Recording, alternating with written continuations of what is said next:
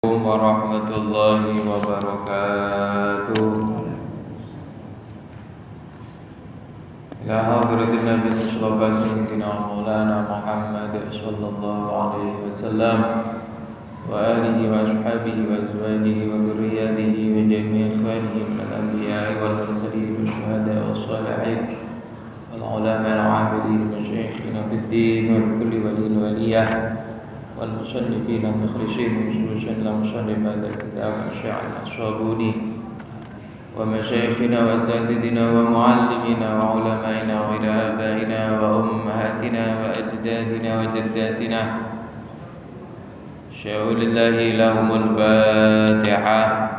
أعوذ بالله من الشيطان الرجيم. بسم الله الرحمن الرحيم. الحمد لله رب العالمين الرحمن الرحيم مالك يوم الدين إياك نعبد وإياك نستعين اهدنا الصراط المستقيم صراط الذين أنعمت عليهم غير المغضوب عليهم ولا الضالين آمين. بسم الله الرحمن الرحيم. الحمد لله رب العالمين wassalatu wassalamu ala asyrafil anbiya'i wal mursalin sayyidina wa maulana Muhammadin wa ala alihi wa sahbihi ajma'in. Qala al-muallif rahimahullahu ta'ala Allahumma wa nafa'na bihi wa bi 'ulumihi wa a'ada alaina bi barakatihi bid darain amin ya rabbal alamin. Hadratal muhtaramin, para alim, para ulama yang selalu kita ta'zimi, kita muliakan, para jamaah yang insyaallah senantiasa dirahmati oleh Allah Subhanahu wa taala. Puji syukur alhamdulillah pada kesempatan malam hari ini kita bisa berada di dalam masjid yang insyaallah penuh dengan berkah Allah. Amin. Alhamdulillah kita sudah melaksanakan kewajiban kita sholat maghrib berjamaah. Mudah-mudahan semuanya kita berharap diterima oleh Allah Subhanahu wa taala dan mengantarkan kita meraih ridho Allah Subhanahu wa taala. Amin ya rabbal alamin. Salawat dan salam semoga tetap tercurahkan kepada junjungan kita Rasulullah Muhammad sallallahu alaihi wasallam yang kita harapkan syafaatnya kelak yaumul qiyamah, dan mudah-mudahan kita semua diakui sebagai umat Rasulullah yang akan mendapatkan syafaat dari beliau. Amin ya rabbal alamin. Bapak-bapak, para jamaah rahimakumullah, kita akan melanjutkan pembahasan yang telah kami sampaikan dalam pertemuan sebelumnya, yaitu yang berkaitan dengan ayat Al-Quran surah Al-Baqarah ayat 144 yang berisi tentang perpindahan kiblat. Sebelumnya kami sedikit menyampaikan, mengulas kembali bahwasannya di dalam surah Al-Baqarah ayat 144 Allah menyampaikan bahwasannya turun perintah tentang perpindahan kiblat, yang mana kiblat adalah arah ketika orang umat muslim menjalankan ibadahnya, yang mana sebelum turunnya ayat ini maka kiblat kita atau umat muslim itu mengarah ke Baitul Muqaddas atau Masjidil Aqsa. Tetapi kemudian dikarenakan keinginan Rasulullah SAW agar umat muslim memiliki kiblat yang berbeda dengan umat-umat terdahulu, maka keinginan atau doa harapan Rasulullah itu dikabulkan oleh Allah Subhanahu wa taala dengan turunnya ayat fawalli wajhaka syatrul masjidil haram. Arahkanlah wajahmu ketika kamu sholat yaitu mengarah ke syatrul Masjidil Haram, arah ke Masjidil Haram, yaitu ke Ka'bah Baitullah. Ini disampaikan di dalam Al-Quran ayat 144 surah Al-Baqarah. A'udzu billahi minasyaitonir rajim. Qad nara taqalluba wajhika fis sama' falanwalliyannaka qiblatan tardaha. Kata Allah, kami melihat wahai Nabi Muhammad, wahai engkau Rasulullah, wajahmu sering engkau hadapkan ke langit, yaitu engkau menginginkan atau berharap adanya perpindahan kiblat. Ya. Falanwalliyannaka qiblatan tardaha. Oleh karena itu kami alihkan wajahmu ke arah kiblat yang engkau senangi. Jadi memang kehendak Nabi dan keinginan Nabi kiblat itu berubah. Karena kemarin hikmahnya salah satu adalah agar umat muslim ini memiliki kiblat yang berbeda dari umat-umat terdahulu. Berbeda dari umat Yahudi, berbeda dengan umat Nasrani dan umat-umat sebelumnya. Yang mana umat-umat sebelumnya itu kiblatnya ke Masjidil Aqsa atau Baitul Muqaddas. Akhirnya keinginan ini disetujui oleh Allah dengan turun perintah, fawalli wajhaka syatral Masjidil Haram. Wa haitsu ma kuntum fawallu wujuhakum syatrah. Dan ketika dimanapun kalian berada, maka arahkanlah wajahmu, arahkanlah badanmu ketika sholat, ketika beribadah, atau ketika dalam keadaan yang lainnya, arahkanlah ke arah Masjidil Haram, yaitu Ka'bah Baitullah. Nah, inilah turunnya ayat inilah menandakan perpindahan kiblat, yaitu dari Masjidil Aqsa ke Masjidil Haram atau Ka'bah Baitullah. Yang mana kemarin salah satu kisah yang diceritakan juga di dalam kitab ini, ketika itu para sahabat atau umat Islam itu lagi melaksanakan sholat di Masjid Bani Salamah, yaitu tepatnya di waktu sholat asar. Jadi ketika 2 rakaat pertama mereka sholat menuju atau mengarahkan badannya ke kiblat Masjidil Aqsa. Tapi kemudian turun perintah ini, turun ayat ini, akhirnya ketika turun ayat ini, ya, ada seorang sahabat yang memberitahu kalau ada perpindahan kiblat ke arah Masjidil Haram, maka seketika itu juga jamaah langsung berbalik arah, yaitu mengarah ke Masjidil Haram.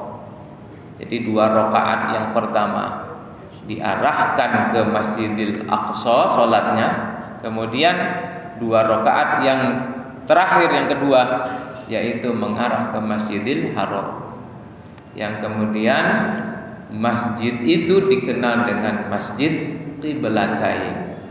Ya, nama asalnya masjidnya itu Masjid Bani Salamah. Ya, kemudian karena ada perpindahan kiblat dikenallah dengan nama Masjid Qiblatain, yaitu masjid 2 kiblat.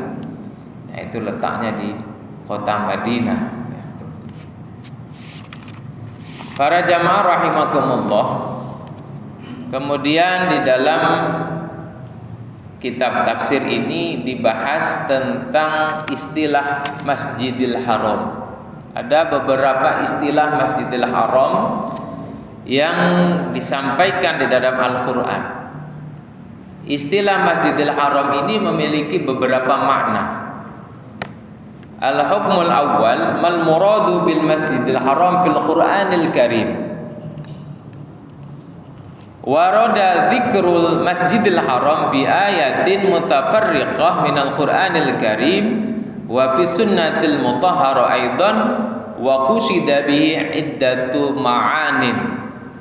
Jadi ada beberapa pernyataan atau ungkapan Masjidil Haram di dalam Al-Qur'an, tetapi di dalam Al-Qur'an itu mengatakan Masjidil Haram dengan makna yang berbeda-beda.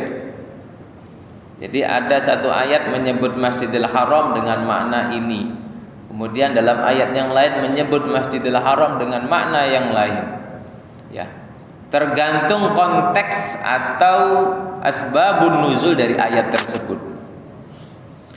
Al-awwal al-Ka'bah.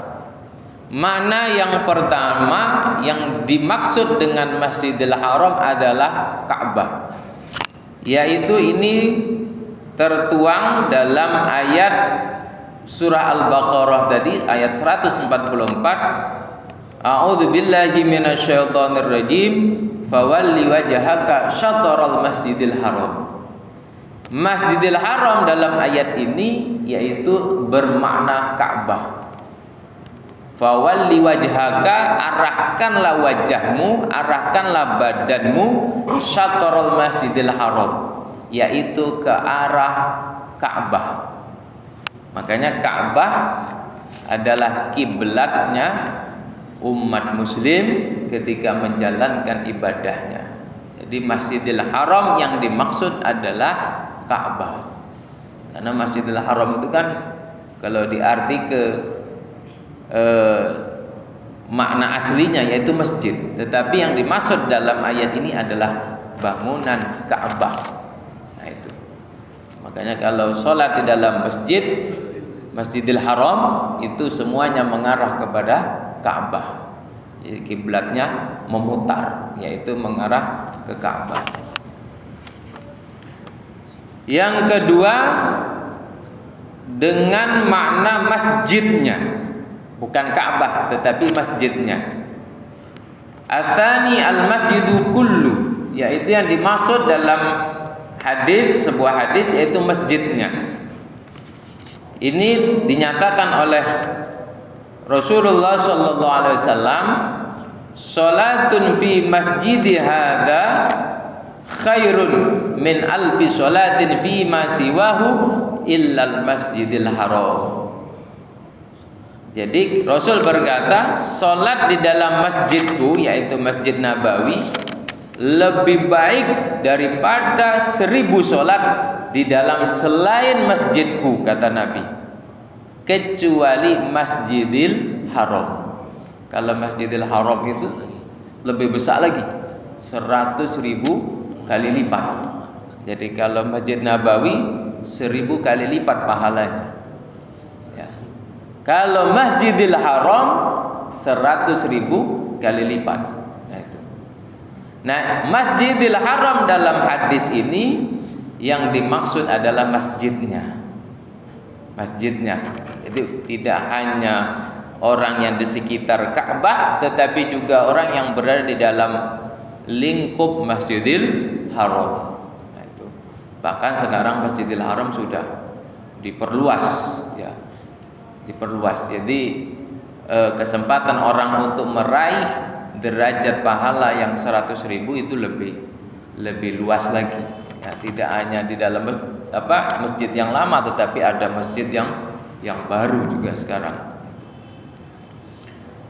Kemudian juga ada sebuah hadis disampaikan oleh Rasulullah sallallahu alaihi wasallam, la tashuddur rihal illa ila thalathati masajid, al-masjidil haram wa masjidi hadza wal masjidil aqsa. Jangan engkau menempuh sebuah perjalanan jauh. Maksudnya kalau kita berziarah mengeluarkan ongkos yang besar, kalau cuma mengunjungi masjid-masjid biasa tidak usah. Tetapi kalau mengunjungi 3 masjid ini, maka lakukanlah. Kalau engkau punya uang, punya harta, punya kemampuan, maka lakukanlah ziarah mengunjungi 3 masjid ini, kata Rasul, yaitu Al-Masjidil Haram. Yang kedua, wa masjidi hadza, yaitu masjidnya Nabi. Dan yang ketiga adalah Masjidil Aqsa. Makanya kalau kita punya kemampuan, punya uang, punya harta, punya kesehatan dan lain sebagainya, maka kalau kepingin ziarah mengunjungi masjid, 3 masjid ini. Mengapa? Karena memiliki pahala derajat yang tinggi ketika kita ibadah di 3 masjid ini. Masjid Nabawi, kemudian Masjidil Haram, kemudian satu lagi Masjidil Aqsa. Kalau masjid-masjid yang lain pahalanya sama. Misalnya masjid itu, Masjid Agung atau Masjid Istiqlal, ya, atau masjid ke Turki. Kalau kalau itu masjid-masjid selain 3 masjid ini, tetap fadilahnya sama. Nah itu. Jadi yang memiliki fadilah keutamaan yang tinggi, yang besar, ini 3 masjid tadi. Hanya 3 masjid. Kalau orang ya ke Turki misalnya, atau ke Mesir, atau ziarah ke Maroko misalnya, ya itu mungkin ya diniatkan untuk mengunjungi tempat-tempat sejarah, ya mungkin ada nilai-nilai sejarahnya. Tetapi kalau pahala fadilah sama saja, ya, sama saja dengan masjid-masjid yang lainnya. Jadi Masjidil Haram di dalam hadis tersebut itu bimakna masjid, yaitu maknanya tetap masjid, bukan Ka'bah.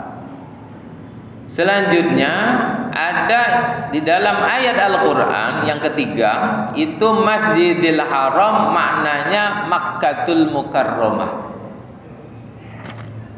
Yaitu di dalam ayat Subhanalladzi asra bi 'abdihi lailan minal masjidil haram ilal masjidil aqsa. Maha suci zat, yaitu Allah, yang telah menjalankan hambanya pada malam hari dari Masjidil Haram ke Masjidil Aqsa. Sebagian mufassirin mengatakan Masjidil Haram yang dimaksud adalah Makkatul Mukarramah. Jadi perjalanan Isra Rasulullah sallallahu alaihi wasallam yaitu dari kota Mekah ke kota Palestina, tempat Masjidil Aqsa didirikan. Nah itu. Jadi Masjidil Haram menurut sebagian mufassir yaitu berarti kota Mekah. Karena tempat Nabi mulai perjalanan Isra dan Mi'raj yaitu dimulai di kota Mekah. Yang selanjutnya kemudian ada yang keempat, yaitu makna dari Masjidil Haram adalah tanah haram, yaitu di dalam ayat disampaikan innamal musyrikuna najasun fala yuqarribul masjidil haram ba'da amihim hada. Sesungguhnya orang-orang musyrik, ya, karena orang-orang musyrik itu dihukumi najis dalam arti ya keimanannya, bukan najis zahirnya, bukan, tapi najis dalam arti keimanannya. Maka fala yaqrabul masjidal haram, maka jangan mendekat ke masjid haram. Masjidil Haram yang dimaksud adalah tanah haram. Makanya ada istilah Haramain, 2 tanah haram, yaitu kota Mekah dan kota Madinah. Maka 2 tanah haram ini orang non muslim atau orang musyrik tidak diperbolehkan masuk. Jadi 2 tanah haram, kota Mekah dan kota Madinah, ini yang boleh masuk ke dalamnya hanya orang muslim. Ya. Karena apa? Karena tanah haram. Haram itu maksudnya ada 2 penafsiran. Haram maknanya mulia. Yang kedua, haram itu haram. Haram untuk apa? Haram bagi orang yang tidak muslim, yaitu orang-orang non muslim, orang ya orang musyrik itu haram menapakkan kakinya di tanah haram tersebut, yaitu kota Mekah dan kota Madinah. Nah, inilah beberapa makna Masjidil Haram yang disebutkan di dalam Al-Quran. Yang pertama, Masjidil Haram dalam arti yaitu memiliki arti Ka'bah. Yang kedua, Masjidil Haram memiliki arti masjid. Yang ketiga, Masjidil Haram memiliki arti kota Mekah. Dan yang keempat, Masjidil Haram dengan arti, dengan makna yaitu tanah haram. Para jamaah rahimakumullah, selanjutnya di sini dibahas tentang kewajiban kita menghadap ke kiblat. Apakah cukup arah kiblat atau memang benar-benar kita mengarah ke Ainul Ka'bah, benar-benar kita mengarah ke bangunan Ka'bah?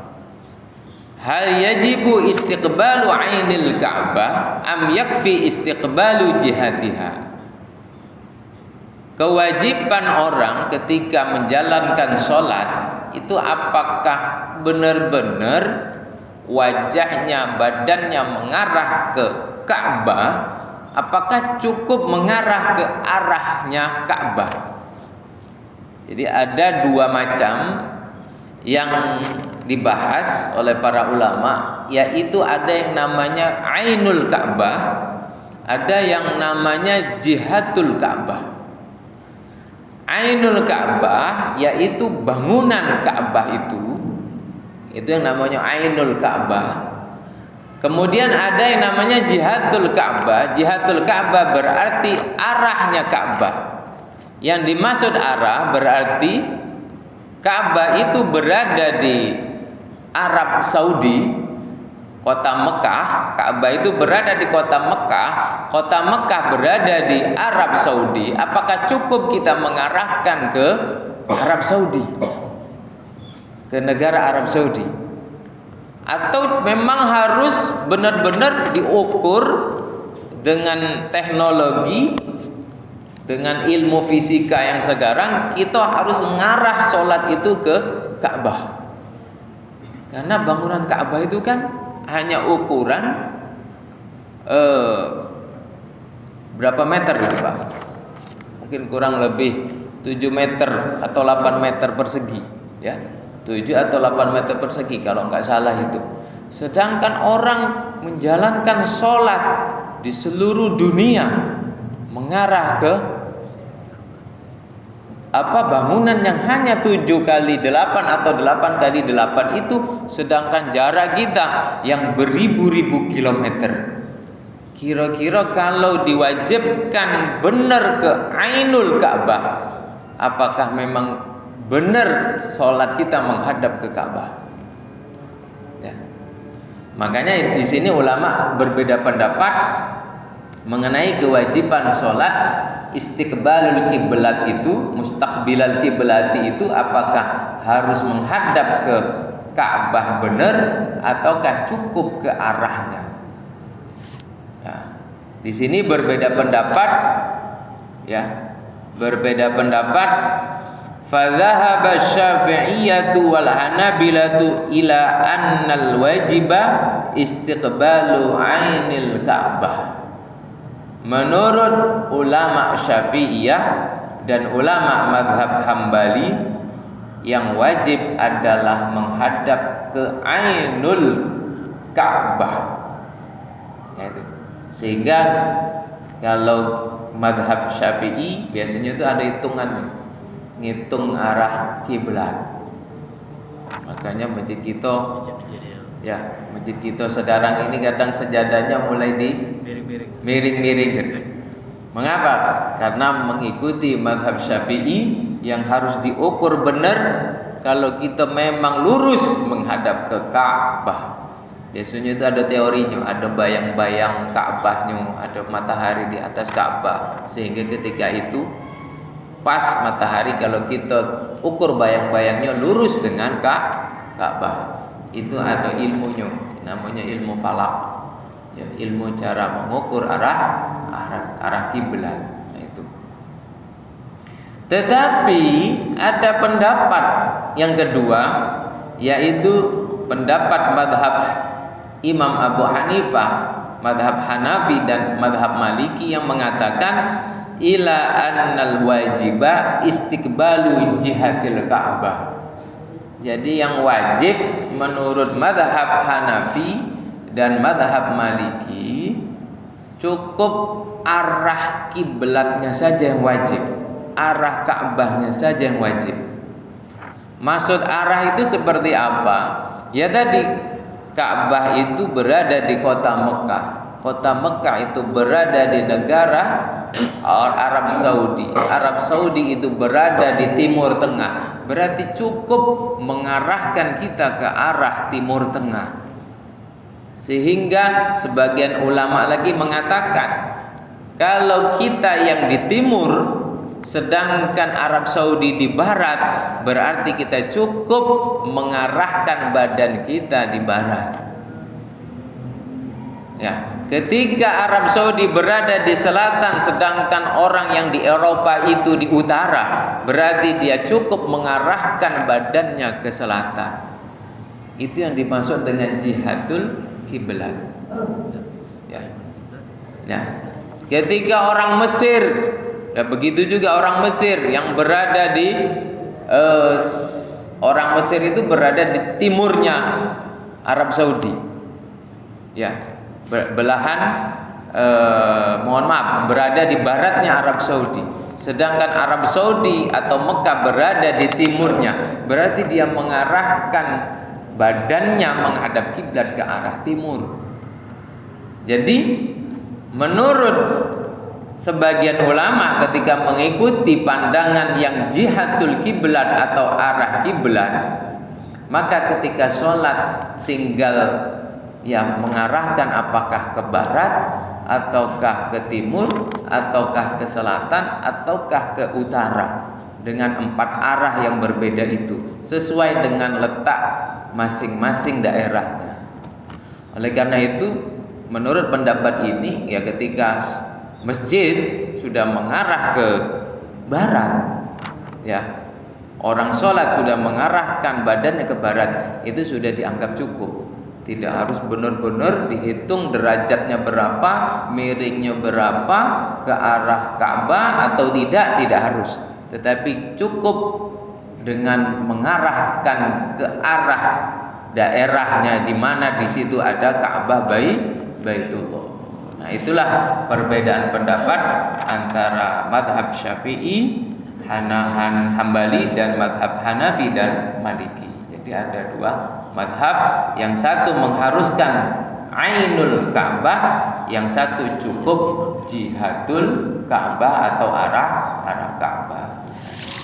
Itu saja yang bisa kami sampaikan. Mudah-mudahan bermanfaat untuk kita semua dan menambah pengetahuan ilmu untuk kita semua. Amin ya rabbal alamin. A'udzu billahi minasyaitonir rajim. Bismillahirrahmanirrahim. Alhamdulillahirabbil alamin. Allahumma shalli wa sallim wa barik ala sayyidina Muhammad ya karim. Allahumma ja'al jam'ana hadza jam'an marhuma wa tafarraqana min ba'di tafarruqan mubarakan ma'suma. Allahumma barik lana fi ilmina wa barik lana fi rizqina wa barik lana fi umrina wa barik lana fi auladina وبارك لنا في كل ما أعطيتنا إنك على كل شيء قدير.